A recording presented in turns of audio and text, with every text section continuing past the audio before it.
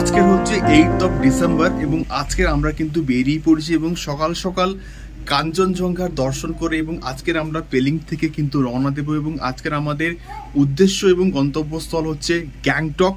কিন্তু তার আগে আমরা রাবাংলা যাব, তার আগে আমরা নামচি চারধাম যাব এবং আরও এই পুরো ভ্লগটা এনজয় করব। আজ সকালের ব্রেকফাস্ট ছিল ডিম টোস্ট। তো আমরা কিন্তু সকাল সকাল কিন্তু ব্রেকফাস্ট কমপ্লিট করেই একদম রেডি হয়ে বেরিয়ে পড়লাম। সত্যি কথা বলতে জানলা দিয়ে যে সাইড সিনগুলো দেখার মজাটা কিন্তু সব থেকে বেশি আলাদা। তো পেলিং থেকে রাবাংলা যাওয়ার পথে আমাদের গাড়ি একটা জায়গাতে দাঁড়িয়েছে এবং এখানে কিন্তু আমাদের কয়েকজনের শরীরটা একটুখানি খারাপ হয়েছে, বমি করছে অনেকে, কিন্তু তারপরেও এই পেছনে যে লোকেশনটা তোমরা দেখতে পাচ্ছ অসম্ভব সুন্দর এবং পেছনে যখন রোদটা ওখানে পড়ছে, মানে সূর্যের আলো যখন ওখানে পড়ছে, জায়গাটা কিন্তু অসম্ভব সুন্দর কিন্তু লাগছে। তোমরা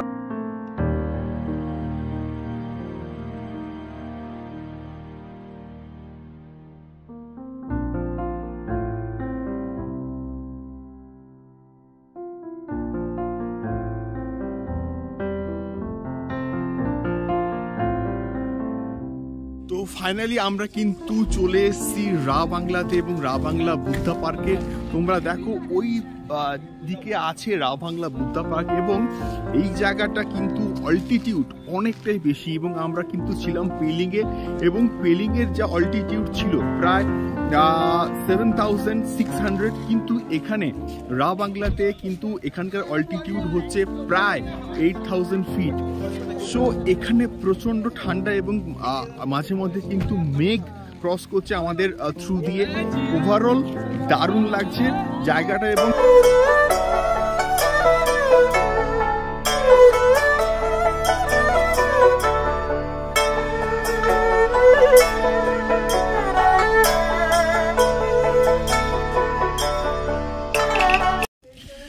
রাবাংলা বুদ্ধা পার্কে এন্ট্রি ফি হচ্ছে মাত্র 80 টাকা করে এবং বাট টিকিটটা কিন্তু ওয়ার্দি।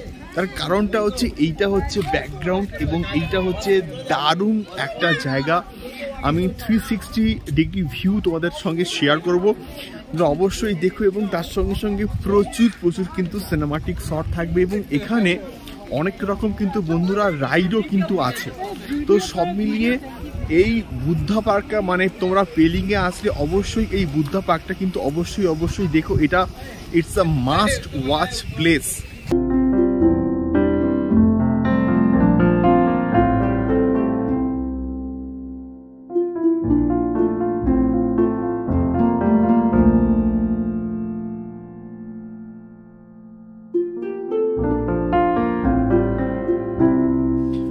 সত্যি বলতে এতদিন ধরে আমরা এই রাবাংলা বুদ্ধা পার্কের নাম শুনেছি এবং গুগলে কিন্তু দেখেছি, বাট যখন আজকে সামনে থেকে এটাকে এক্সপিরিয়েন্স করছি, সামনে থেকে যখন দেখছি কি যে অপূর্ব লাগছে, কি যে সুন্দর লাগছে এবং ওই দিক থেকে দেখো মেঘ নামছে এবং তার সঙ্গে সঙ্গে ওই বুদ্ধ মন্দির, মানে একটা অভাবনীয় সুন্দর, অবিশ্বাস্য সুন্দর। আমার কাছে সত্যি বলতে কোনো রকম অ্যাডজেক্টিভস নেই এটাকে ডিসক্রাইব করার মতন।